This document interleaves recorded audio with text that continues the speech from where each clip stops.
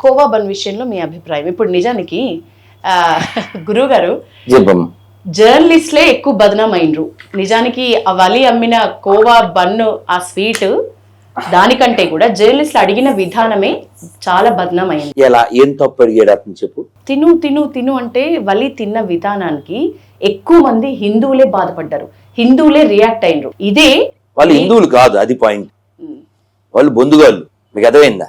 కట్టమైసమ్మ గుడి ముందు ఏరిగినప్పుడు రియాక్ట్ అవ్వలేదుగా ఈ పోరంబోకి ఎదవలో.